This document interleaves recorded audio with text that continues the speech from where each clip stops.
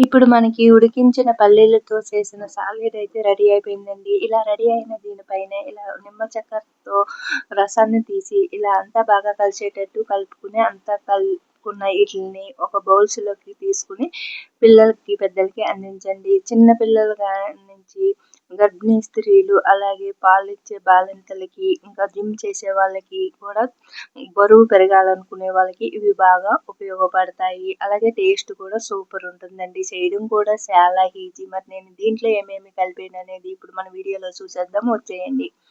ఇప్పుడు దీనికి కావాల్సినవి ముందుగా నైట్ ఈ పల్లీలని వాటర్‌లో ఏసి నానబెట్టుకున్నానండి. ఇలా నానబెట్టుకున్న ఈ పల్లీలని ఒక 2 సార్లు శుభ్రంగా కడిగి కుక్కర్ గిన్నెలో ఏసుకుందాము. ఇలా కుక్కర్ గిన్నెలోని వాటర్‌తో పాటు వేసుకొని మూత పెట్టేసి విజిల్ పెట్టి స్టవ్ పై పెట్టి స్టవ్ ఆన్ చేసుకోవాలి.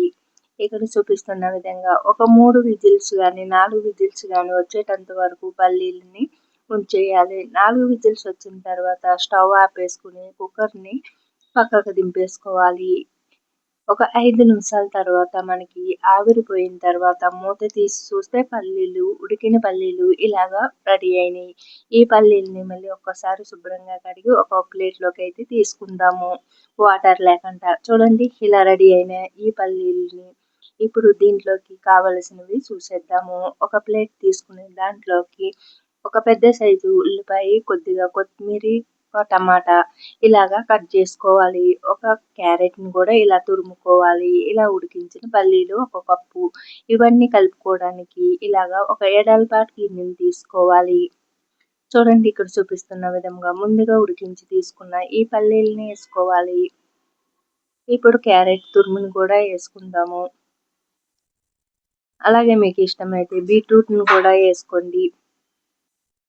ఇలాగే వేసుకున్న తర్వాత ఇప్పుడు ప్లేట్‌లో సన్నగా కట్ చేసుకున్న టమాటా ముక్కల్ని, అలాగే ఉల్లిపాయ ముక్కల్ని, సన్నగా తరిగి పెట్టుకున్న కొత్తిమీరని కూడా వేసి మనము అంతా కలిసేటట్టు కలుపుకుందాము. అలాగే మీకు ఇష్టమైతే ఇందులో పుదీనా కూడా వేసుకోవచ్చు. చూడండి ఇప్పుడు దీంట్లోకి నేను ఏపించి పక్కన పెట్టుకున్న నువ్వుల పొడిని వేసుకుంటున్నాను. మీకు ఇష్టం ఉంటే నువ్వుల్ని ఏపించి అట్లనే వేసుకోండి. అలాగే రుచికి సరిపడా సాల్టు, చిటికెడు ఏపించి పొడి చేసుకున్న జీలకర్ర పొడి, ఒక బౌల్స్ నిండా మురమురాలని ఇలా వేసి అంతా బాగా కలిసేటట్టు కలుపుకోవాలి. ఇంకా మురమురాలు అనేది మీ ఆప్షన్ అండి. కలుపుకుంటే కలుపుకోవచ్చు, లేదంటే స్కిప్ చేయొచ్చు.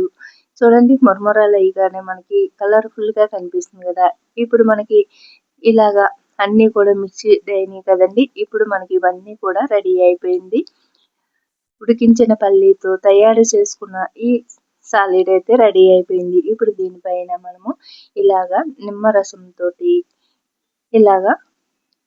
నిమ్మరసం వేసుకుని ఇలా అంతా బాగా కలిసేటట్టు కలుపుకోవాలి. అంతేనండి, ఎంతో ఈజీగా తయారు చేసుకునే ఆరోగ్యకరమైన ఉడికించిన పల్లీలతో చేసిన సాలెడ్ అయితే రెడీ అయిపోయింది. ఇలా ఈ మిక్చర్‌ని ఇప్పుడు మనం బౌల్స్‌లో వేసి పిల్లలకి, పెద్దలకి అందించండి.